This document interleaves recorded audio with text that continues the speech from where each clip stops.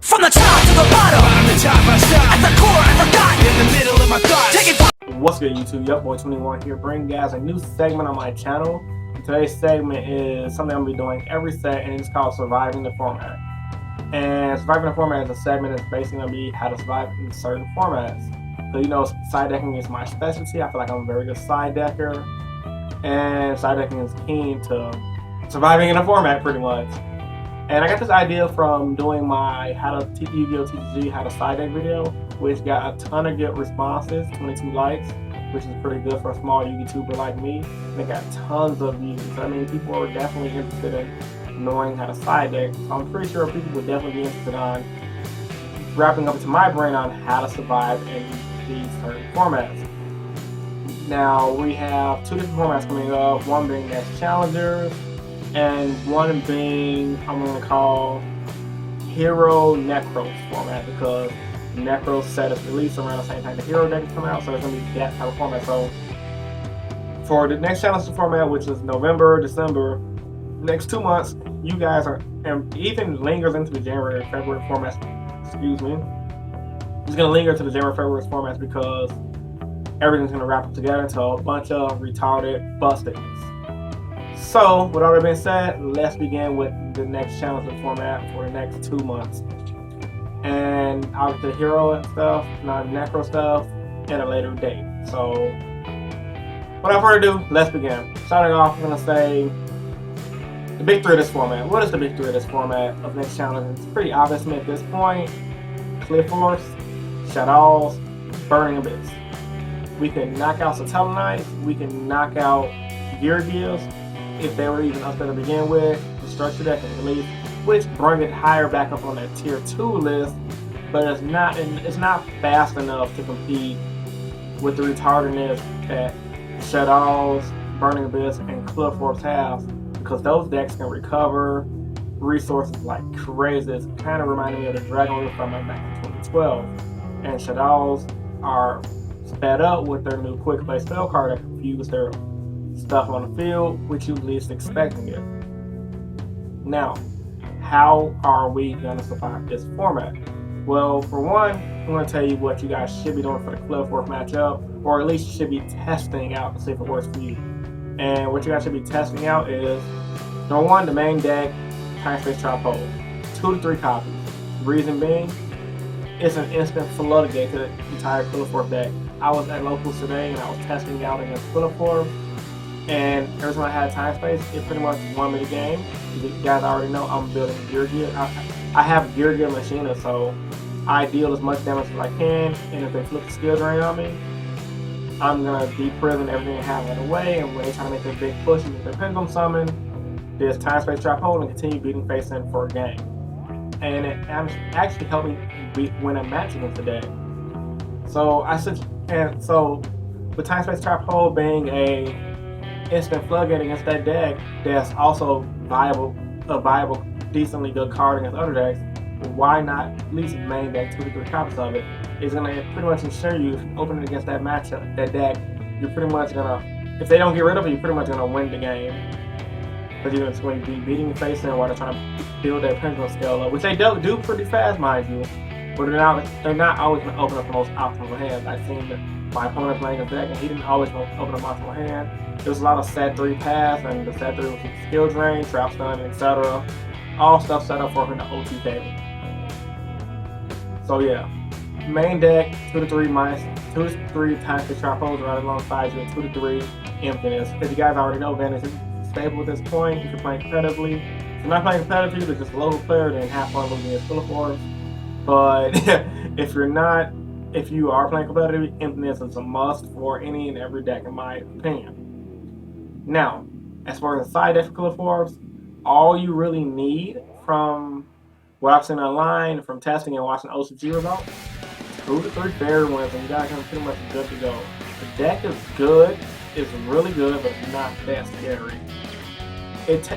They're not always going to open up the God hand. Okay, if they open up God hand, then what can you do? That's Yu-Gi-Oh! That's every deck has a God hand.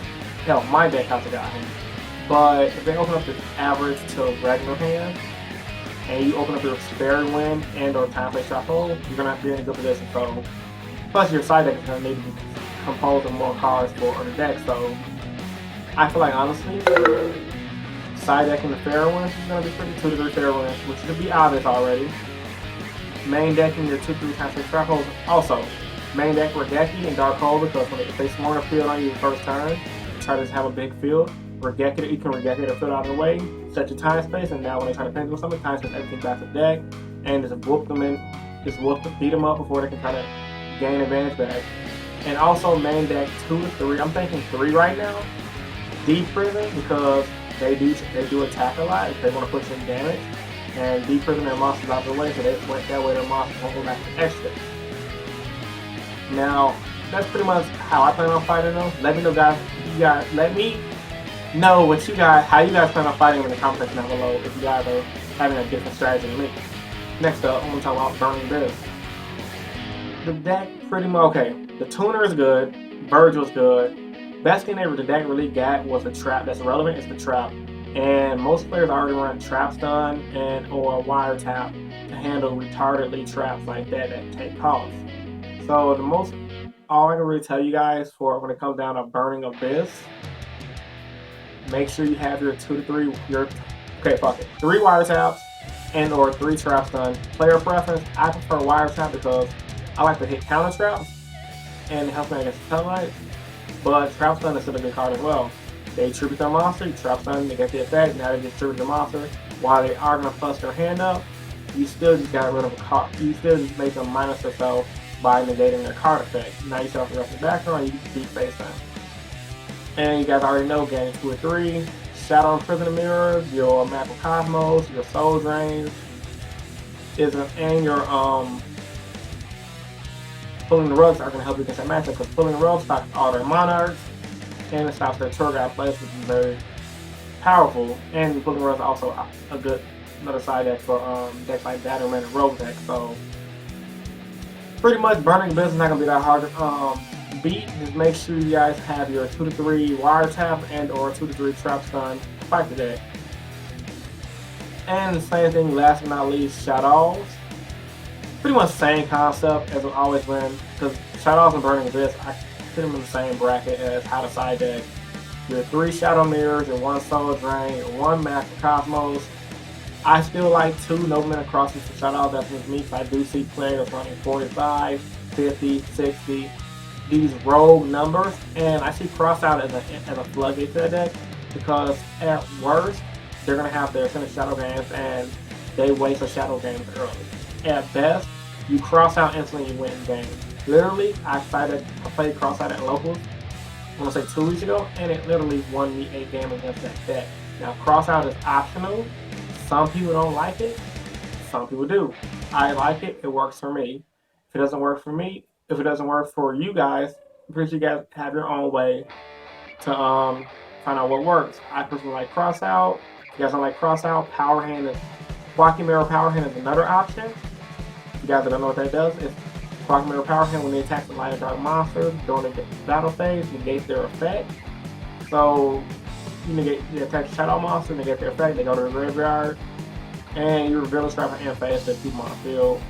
And of course, Forbidden Chalice is another good option as well, but I'm starting to feel like Chalice is good. But since you're already going to be remaining the Regeki and Dark Hole for your Cliffwork matchup, you're not going to always have something to give her effects, but you will be burning through their effects, which is very important. So I feel like Crossout is very viable for that matchup. If you catch them slipping, it's going to be GG no refill. So, with all that being said, hope you guys enjoyed the video. If you did, give it a big thumbs up to show your support. As always, comment down in the comment section below how you guys plan on surviving in this next challenge format. And also comment down in the comment section below what are you guys' thoughts on my topic that I gave you guys today. This was Joe 21 with surviving the next challenge format. Rate, comment, subscribe, and I'm out. Have a good day. Bang. Also forgot, guys, forgot to give you guys what my side deck will be for the format. Now, mind you, this is not the complete side deck because I don't have everything, and some stuff I'm still testing out like Kinetic Soldier, but my side deck for the format to survive this format will be starting off 3 Light Mirror for your Rogue, and your Satellite Knight deck will still be a problem. 3 Shadow Mirror for the Burning Abyss, the Shadows. This is going to be the 3 fairy one for your Quilliforth matchup. So that's 9 right there. You're going to want to run the 2 Pulling the Rug for your Burning Abyss matchup, because as I stated in the video, your Monarchs and the Tour Guide plays, stopping those is very powerful. Your additional Soul Drain matchup for your Burning Abyss and Shadow matchup. 2 cross-outs for the Shadows. Like I said, once again, I know a lot of people are in favor of cross-out. And you have other options as stated in the video, like Quackmire Power Hand. And I'm pretty sure there's a lot of stuff I haven't thought of right now.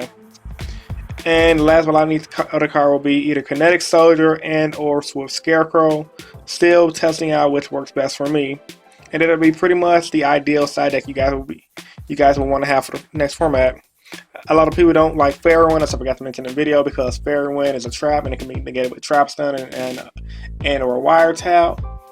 And some people favor Spell Shattering Arrow, which is not a bad card, but I'd rather hit the skill drain and have a card that outs the skill drain rather than having a card that outs the pendulum zones. So, as always, guys, thanks for watching the video. And once again, finally this time, rate, comment, subscribe, and I'm out. Deuces, have a good day. Like this video and share this video. Bye.